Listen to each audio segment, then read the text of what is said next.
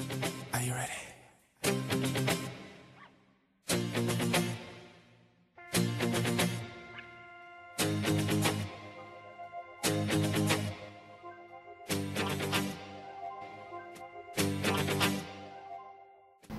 रवि बोला यार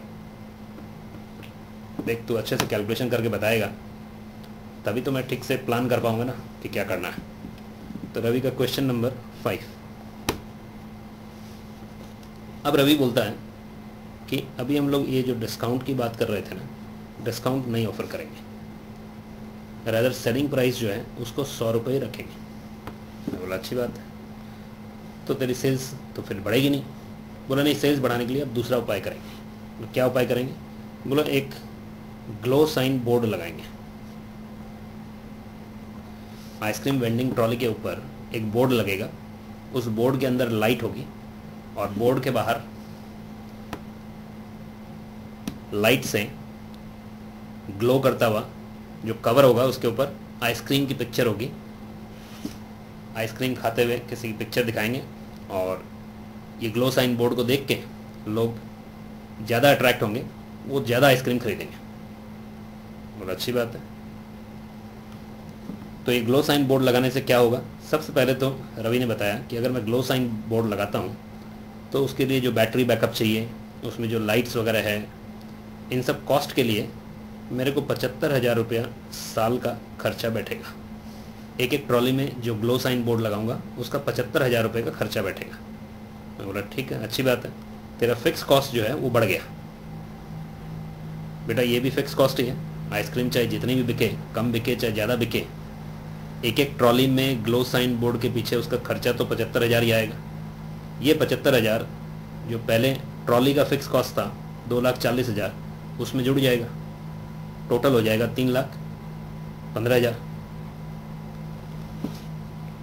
सो मैंने इमीडिएटली एक कैलकुलेशन की कि टोटल फिक्स कॉस्ट जो है वो पुराना था 2,40,000 प्लस उसमें बढ़ गया 75,000, तो टोटल हो गया 3,15,000। अच्छी बात है। मैंने पूछा रवि को कि यार इसमें फ़ायदा क्या होगा? बोला फ़ायदा देख लेंगे यार, तू पहले ये बता कि ब्रेक इवन सेल्स यूनिट्स में और रुपी में कितना होगा। ले अभी बता देते हैं, 2 मिनट का काम है। तो मैंने उसको इमीडिएटली आंसर दिया कि सबसे पहले ब्रेक इवन इन यूनिट्स निकालने के लिए 3,15,000 डिवाइडेड बाई 25, उसका कंट्रीब्यूशन पर यूनिट तो पुराना वाला ही है, 100 रुपये में बेच रहा है आइसक्रीम।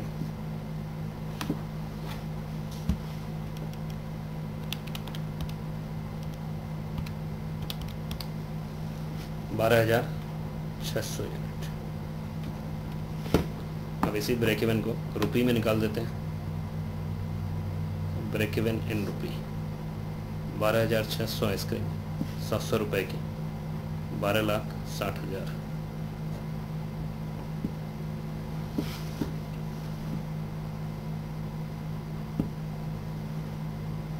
रवि ने इमीडिएटली मेरे को पूछा कि मेरा मन बोलता है कि अगर मैं ग्लो साइन बोर्ड लगाऊंगा ना तो साल में 30,000 आइसक्रीम तो एक एक वेंडिंग ट्रॉली में बेच पाऊंगा। बोलो 30,000 मतलब 2,500 रुपये महीने की, इतनी तो बिक जाएगी यार। तो ये बता कि प्रॉफिट कितनी होगी। मतलब रवि ने बताया कि एक्सपेक्टेड सेल्स जो है उसकी 30,000। बेटा सबसे पहले ये फीलिंग आ रही होगी तुमको कि उसका ब्रेक इवन है 12,600, मतलब 12,600 यूनिट्स ऑफ आइसक्रीम बेचने से ही has no profit no loss. अब अगर वो 30,000 बेचता है, मतलब 12,600 से ज़्यादा बेचता है, तो वो प्रॉफिट कमाएगा या नुकसान होगा? प्रॉफिट होगा पक्का। तो वो प्रॉफिट का फिगर उसने मेरे को पूछा। चलिए प्रॉफिट निकालते हैं।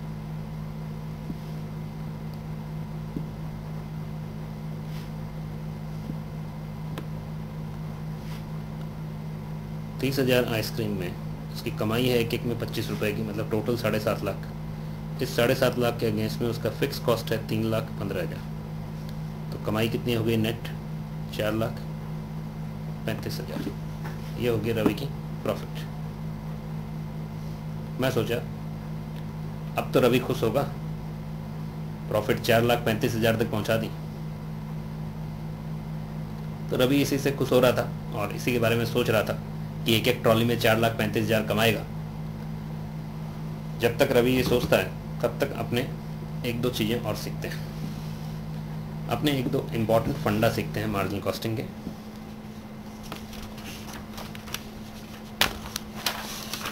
दो तीन फंडा तुमको बताता हूँ बच्चों।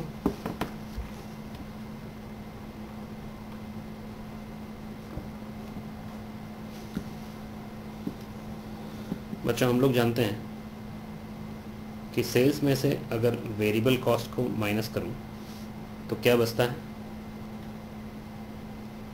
कंट्रीब्यूशन। इसको लिखो बेटा, लिखते जाओ साथ साथ।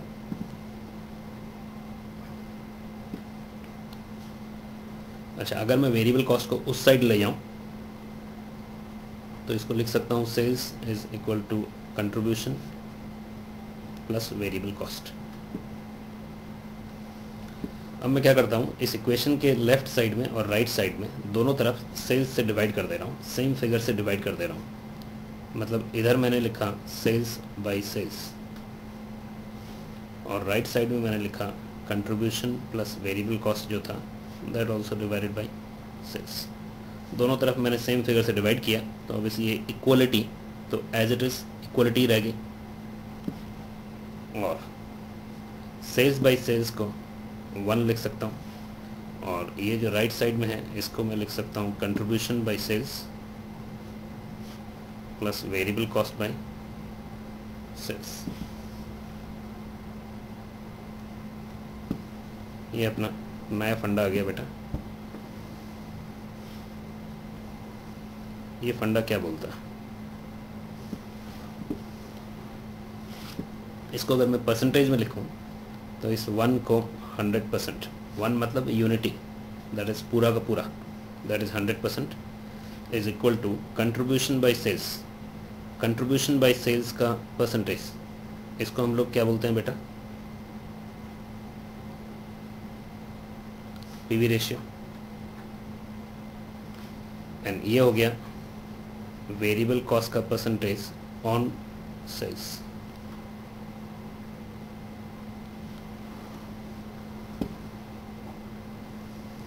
ये फंडा बोलता है कि पीवी रेशियो का जो परसेंटेज है और वेरिएबल कॉस्ट का जो परसेंटेज है ऑन सेल्स, इन दोनों को जोड़ने से टोटल ऑलवेज 100% होता है। मतलब in other words I can say that if PV ratio is 20% then variable cost percentage on sales is 80%। जैसे अपने एग्जाम्पल में हम लोग जो रवि का एग्जाम्पल डिस्कस कर रहे थे उसमें अपना पीवी रेशियो था 25%, तो वेरिएबल कॉस्ट परसेंटेज कितना होगा बेटा? जरूर 75% होगा। फिगर्स पुट करके देख लेते हैं। पीवी रेशियो हम लोगों ने निकाला था 25/100 and variable cost percentage on sales, एक एक आइसक्रीम का वेरिएबल कॉस्ट था 75 रुपया, ऑन सेल्स 100 रुपया, तो आ गया 25% और 75%। बेटा ये था अपना फंडा नंबर क्या था बेटा? सीरियल नंबर क्या चल रहा था? फंडा नंबर ई।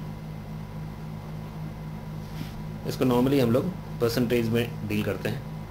इस फंडा से ये बोल सकता हूँ मैं कि अगर अपने को पीवी रेशियो पता हो तो बैलेंसिंग फिगर को मैं variable cost percentage on sales ले सकता हूँ।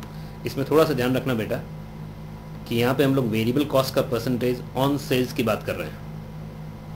वेरिएबल कॉस्ट क्या चीज़ पे? सेल्स पे। ध्यान रखने वाली बात है। चलो आगे चलते हैं, एक दो और फंडा बताता हूँ। नेक्स्ट, एक मार्जिनल कॉस्ट का इक्वेशन लिखो।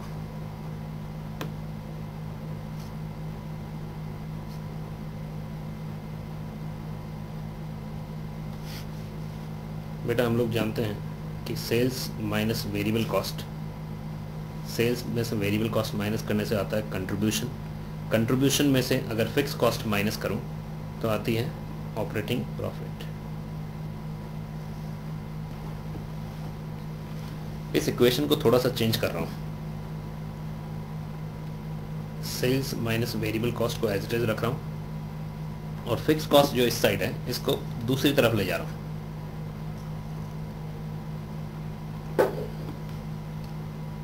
तो दूसरी तरफ हो गया operating profit plus fix cost. बेटा इस इक्वेशन को ध्यान दो, सबको यहाँ देखो, लेफ्ट साइड में है सेल्स माइनस वेरिएबल कॉस्ट, ये है कंट्रीब्यूशन, एंड ये लेफ्ट साइड की figure is equal to right side. मतलब राइट साइड क्या है, right side is operating profit plus fix cost, ये भी कंट्रीब्यूशन ही है।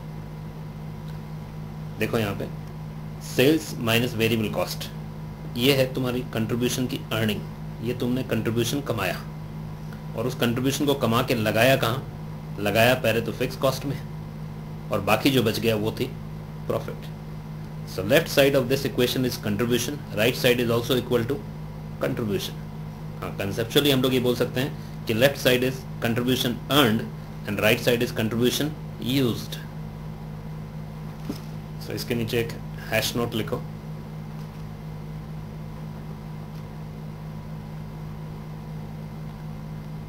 both sides of above equation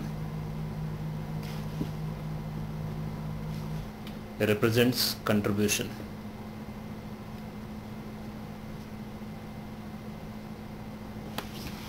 इसको एक बॉक्स में डाल दो बेटा। ये हो गया अपना फंडा नंबर F। एंड इस फंडे में ध्यान रखना बेटा कि कंट्रीब्यूशन निकालने के लिए ज़रूरी नहीं है कि मैं सेल्स माइनस वेरिएबल कॉस्ट करूं। अगर मेरे को operating profit and fix cost पता हो तो उन दोनों को जोड़ दूं तो भी कंट्रीब्यूशन निकल जाएगा।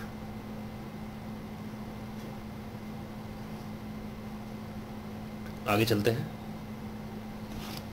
ये जो मार्जिनल कॉस्टिंग का इक्वेशन है, इस इक्वेशन को थोड़ा सा वापस चेंज करके लिख रहा हूँ। इस बार क्या कर रहा हूँ, variable cost and fix cost को दूसरी तरफ राइट साइड में ले जा रहा हूँ और ऑपरेटिंग प्रॉफिट को लेफ्ट साइड में ला रहा हूँ।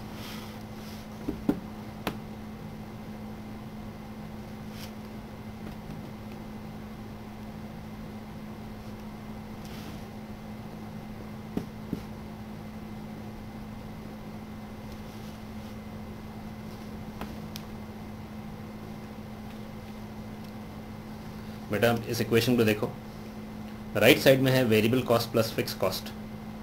वेरिएबल एंड फिक्स कॉस्ट दोनों को जोड़ के हम लोग क्या बोलते हैं, इसको हम लोग बोलते हैं total cost. And total cost is also given by sales minus profit. ये हो गया अपना फंडा नंबर जी। इसको भी एक बॉक्स में डाल दो बेटा।